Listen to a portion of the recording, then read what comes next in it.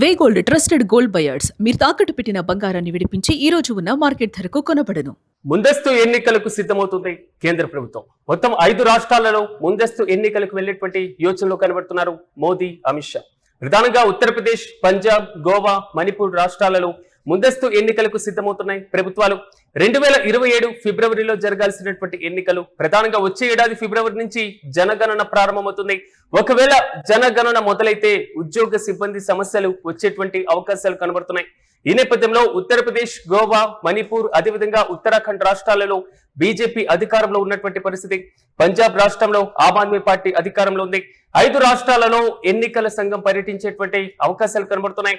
దేశంలో ఉన్నటువంటి కీలకమైనటువంటి రాష్ట్రాలు ఉత్తరప్రదేశ్, గోవా, మణిపూర్, ఉత్తరాఖండ్ రాష్ట్రాలలో ముందస్తు ఎన్నికలకు వెళ్లేటువంటి ఆలోచన చేస్తున్నట్లుగా తెలుస్తుంది. ఇప్పటికే జనగణన ఆలస్యమైనటువంటి నేపథ్యం, కోవిడ్ వల్ల కొంతవరకు దూరం కావడం, ఆ తర్వాత ఈ ప్రక్రియ చాలా దూరంగా కొంతవరకు నెమ్మదిగా సాగినటువంటి వైనం మనం చూస్తున్నాం. కేంద్ర ప్రభుత్వం జనగణనకు సంబంధించి ప్రక్రియ ప్రారంభించే ప్రతిసారి కూడా ఏదో ఒక పరమైనటువంటి అవాంతరాలు ఎదురవడం. కానీ వచ్చే ఏడాది ఫిబ్రవరి నుంచి జనగణన ప్రారంభమయ్యేటువంటి అవకాశం, ఉద్యోగ సిబ్బందికి సంబంధించినటువంటి సమస్యలు కూడా ఉండేటువంటి పరిస్థితులు ఉన్నటువంటి నేపథ్యంలో ప్రధానంగా ఎన్నికలు జరగాల్సినటువంటి కీలక రాష్ట్రాలన్నిటికీ కూడా ముందస్తు ఎన్నికలకు వెళ్లేటువంటి యోచనలో ఉన్నట్లుగా తెలుస్తుంది.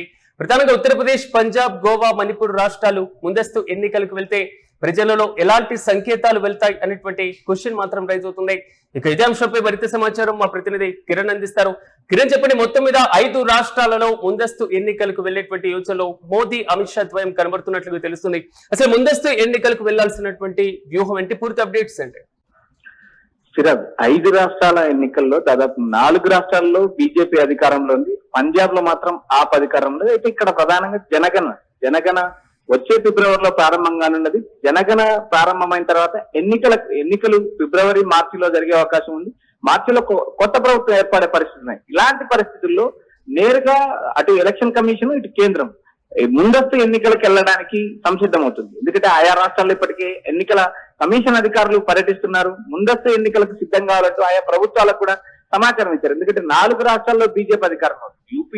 యూపీ, మణిపూర్, గోవా, ఉత్తరాఖండ్, ఈ 4 రాష్ట్రాల్లో కూడా బీజేపీ అధికారం ఉంది. అక్కడ బీజేపీ ముందస్తు ఎన్నికలకు వెళ్ళినా కూడా అక్కడ ఉన్న ప్రభుత్వాలు సహకరించే అవకాశాలు స్పష్టంగా ఉన్నాయి. మరోపక్క పంజాబ్ లో ఇప్పటికే సతమతం అవుతుంది ఆప్. అయితే ఆప్ భగవంత్ మాన్ సింగ్ అక్కడి నుంచి సీఎం గా ఉన్నారు. ఒక పంజాబ్ రాష్ట్రానికి సంబంధించిన ఎన్నికల విషయంలో డోలాయాన్ ఉండొచ్చు తప్పితే మిగిలిన 4 రాష్ట్రాల్లో ఖచ్చితంగా ముందస్తు ఎన్నికలు జరిగే అవకాశాలు ఉన్నాయి. అటు మోడీ, అమిత్ షా ఇప్పటికే ఆయా రాష్ట్రాల్లో పర్యటనలు ప్రారంభించారు. ఎన్నికల కమిషన్ కు సూచనాప్రాయంగా కేంద్రం నుంచి నోటు వెళ్ళినట్టు కూడా మనకు సమాచారం లభిస్తుంది. ఎందుకంటే జనగణ, మరోపక్క సిబ్బంది సమస్య. ఫిబ్రవరి, మార్చి ఈ 2 నెలల్లో ఎన్నికలు జరిగితే అప్పటికే జనగణన మొదలవుతుంది. సిబ్బందితో సమస్య వస్తుంది. కాబట్టి ఎన్నికల సంఘం కూడా ముందుకెళ్ళడానికి ఆసక్తి చూపుతుంది. దాదాపు 4 నెలల ముందుకు వచ్చే అవకాశాలు స్పష్టంగా కనబడుతున్నాయి. డిసెంబర్ 2026 నవంబర్, డిసెంబర్ ఆ మధ్య ప్రాంతంలోనే ఎన్నికలు జరపడానికి కూడా ఇటు ఎన్నికల కమిషన్ కూడా సిద్ధమవుతుందని సమాచారం లభిస్తుంది. అయితే ఆయా రాష్ట్రాల్లో పార్టీలను, ఆయా ప్రభుత్వాలను తీర్చడానికి ప్రయత్నిస్తున్న బీజేపీ రాబోయే రోజుల్లో కేంద్రంలో తమకు ఎదురు లేకుండా చేసుకోవడానికి వ్యూహాలు సిద్ధం చేస్తున్న స్పష్టంగా కనిపిస్తుంది. రాబోయే పార్లమెంట్ సమావేశంలో డీలిమిటేషన్ బాడీ, జమిలీ ఎన్నికల బిల్లు కూడా ప్రవేశపెట్టే అవకాశం. అంటే బీజేపీ పాలిత రాష్ట్రాల్లో అయితే ఓకే, కానీ ఆమ్ ఆద్మీ పార్టీ అంగీకరించేటువంటి అవకాశాలు ఉండొచ్చా? పంజాబ్ లో ఆప్ అధికారంలో ఉంది. అక్కడ ఆప్ ప్రభుత్వం ఏ మేరకు సహకరిస్తుంది అనేది చూడాలి. మిగిలిన 4 రాష్ట్రాల్లో మాత్రం ఖచ్చితంగా ఎన్నికలు జరిగే అవకాశాలు స్పష్టంగా కనిపిస్తున్నాయి. ఎందుకంటే ఇప్పటికే బీజేపీ ప్రభుత్వం ఉంది. మణిపూర్ లో కొంతకాలం రాష్ట్రపతి పాలన పెట్టారు. తర్వాత మళ్ళీ ముఖ్యమంత్రిని ఎంపిక చేశారు. ఇలా వరుసగా ఆయా రాష్ట్రాల్లో ఉన్న ఇబ్బందులు, యూపీ లాంటి రాష్ట్రాల్లో కూడా ఎన్నికలు జరుగుతున్నాయి. యూపీ అతిపెద్ద రాష్ట్రం. యూపీలో గెలవాల్సిన నేపథ్యం బీజేపీకి, ఎందుకంటే యూపీ గెలిస్తేనే ఢిల్లీ గెలవడం సులభమనే ఒక నానుడిది. ఇలాంటి పరిస్థితుల్లో యూపీలో కూడా ఎస్పీ పార్టీలో చీలికలు తీసుకురావడానికి బీజేపీ విశ్వ ప్రయత్నాలు చేస్తుంది. ఇప్పటికీ ఎస్పీ ఎమ్మెల్యేలకు, ఎంపీలకు గాలం వేసినట్టు కూడా ప్రచారం జరుగుతుంది. అటు గోవాలో అతి చిన్న రాష్ట్రం అయినప్పటికీ గోవాలో ఎమ్మెల్యేలు అత్యంత కీలకం. గోవాలో ఎమ్మెల్యేలను కాపాడుకోవడం చాలా క్లిష్టతరంగా ఉంటది. అలాంటి చోట కూడా ముందస్తు ఎన్నికలకు వెళ్ళడానికి ప్రయత్నం చేస్తున్నారు. మణిపూర్ ఇప్పటికే బీజేపీ అధికారంలో.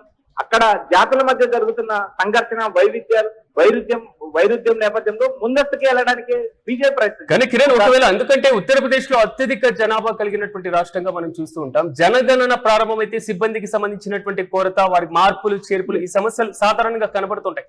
దీనికి ప్రత్యామ్నాయ మార్గం ఏదైనా ఉంటుంది అనుకోవచ్చు. ముందస్తు ఎన్నికలకి వెళ్ళకపోతే యూపీ లాంటి రాష్ట్రాల్లో చాలా క్లిష్ట సమస్యలు వచ్చే అవకాశాలు ఉన్నాయి. ఎందుకంటే యూపీ అతిపెద్ద రాష్ట్రం, భారతదేశంలోనే అత్యధిక జనాభా గల రాష్ట్రం. ఆ రాష్ట్రంలో జనగణన కంప్లీట్ కావాలంటే సుదీర్ఘ కాలం సమయం పడుతుంది.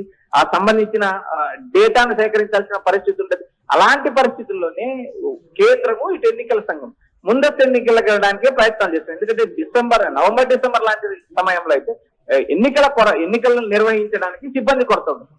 యూపీ లాంటి రాష్ట్రాల్లో దాదాపు 4 నుంచి 5 విడతలు ఎన్నికలు జరిగే అవకాశం ఉంది. అలాంటి పరిస్థితుల్లో జనగణన స్టార్ట్ అయితే అధికారుల కొరత ఉంటుంది, సిబ్బంది కొరత ఉంటుంది. ఎన్నికల కమిషన్ కూడా క్లిష్టతరమైన సమస్యలు ఎదుర్కోవాల్సిన పరిస్థితి. ఎందుకంటే భారతదేశంలో అత్యంత పెద్ద రాష్ట్రం, అక్కడ ఉన్న జనాభా, అక్కడ ఉన్న ఎమ్మెల్యే సీట్లు, వీటిని అన్నింటినీ పరిగణలోకి తీసుకుంటే దాదాపు అక్కడ ఎన్నికలు నిర్వహించడం క్లిష్టతరం అవుతుంది. కాబట్టి ముందస్తు ఎన్నికలకు వెళ్ళడానికి అటు బీజేపీ కేంద్రం బీజేపీతో పాటు ఎలక్షన్ కమిషన్ కూడా సూత్రప్రాయంగా ముందుకెళ్లే అవకాశాలు ఉన్నాయి. ఎందుకంటే యూపీ అతి పెద్ద రాష్ట్రం, పంజాబ్ గానీ, ఉత్తరాఖండ్ గానీ, మణిపూర్, గోవా, ఈ 4 చిన్న రాష్ట్రాలు ఒక విడతలోనే ఎన్నికలు జరిగే అవకాశం లేదు. మిగిలిన రాష్ట్రాలు, ఒక యూపీ లాంటి రాష్ట్రం పెద్ద రాష్ట్రం కాబట్టి ఆ రాష్ట్రంలో పలు విడతలుగా ఎన్నికలు జరిగే అవకాశం ఉంది. కాబట్టి ఆ నేపథ్యంలో భాగంగా ఎన్నికల సంఘం కూడా ముందస్తు ఎన్నికలు జరపడానికే ప్రయత్నాలు చేస్తుంది. ఎందుకంటే దేశంలో రాజకీయ పరిణామాలు రోజు రోజుకు మారుతున్నాయి. జంజీ తరం యువత నేరుగా ధర్నాలు నిరసనలు చేయడం, మరోపక్క కాంగ్రెస్ పార్టీ నుంచి దినదినగండం వేయలాగా ధర్నాలు నిరసనలు ఉంటాయి. ఇలాంటి పరిస్థితుల్లో దేశంలో ఎప్పుడు ఏ రాజకీయ పరిణామం సంభవిస్తుందో చెప్పలేని పరిస్థితుల్లో బీజేపీ ముందస్తు ఎన్నికలకు అడుగులేస్తుందని స్పష్టమైన సమాచారం అందుతుంది. Right Kiran, thank you. మొత్తం మీద ముందస్తు ఎన్నికలకు సిద్ధమవుతున్నట్లుగా తెలుస్తుంది కేంద్ర ప్రభుత్వం. ప్రధానంగా 5 రాష్ట్రాలలో ముందస్తు ఎన్నికలకు వెళ్లేటువంటి యోచనలు కనబడుతున్నారు మోదీ, అమిత్ షా ద్వయం. ప్రధానంగా ఉత్తరప్రదేశ్ తో పాటుగా పంజాబ్, గోవా, మణిపూర్ రాష్ట్రాల్లో ముందస్తు ఎన్నికలకు వెళ్లేందుకు అక్కడి ప్రభుత్వాలు సిద్ధమవుతున్నట్లుగా సమాచారం. 2027 ఫిబ్రవరిలో జరగాల్సినటువంటి ఎన్నికలు, కానీ వచ్చే ఏడాది ఫిబ్రవరిలో జనగణన ప్రారంభం కానుంది. జనగణన మొదలైతే మాత్రం ఉద్యోగ సిబ్బంది యొక్క సమస్యలు వచ్చేటువంటి అవకాశాలు అయితే చాలా స్పష్టంగా కనబడుతున్నాయి. కాబట్టి అలాంటి సమస్యలు పునరావృతం కాకుండా గతంలో కూడా ఎన్నికల సిబ్బందికి సంబంధించి అటు ఇటు మార్పులు చేయడం, ట్రాన్స్ఫర్ చేయడం, తాజాగా జనగణనతో ఇంకా కొరత ఏర్పడేటువంటి అవకాశాలు కనబడుతుంటాయి. సో భారతదేశంలో అత్యధిక జనాభా కలిగినటువంటి యూపీలో జనగణనకు సంబంధించినటువంటి ప్రాముఖ్యత కూడా ఎక్కువగా కనబడుతూ ఉంటుంది. ఉత్తరప్రదేశ్, గోవా, మణిపూర్, అదేవిధంగా ఉత్తరాఖండ్ రాష్ట్రాలలో ప్రస్తుతం బీజేపీ అధికారంలో ఉంది. కానీ పంజాబ్ లో ఆమ్ ఆద్మీ పార్టీ అధికారంలో ఉంది. అయితే ముందస్తు ఎన్నికలు వెళ్లడానికి ఆమ్ ఆద్మీ పార్టీ అంగీకరించేటువంటి అవకాశం కనబడుతుంది. 5 రాష్ట్రాల్లో ఇప్పటికే ఎన్నికల సంఘం పర్యటించేటువంటి అవకాశాలు అయితే చాలా స్పష్టంగా కనబడుతున్నాయి.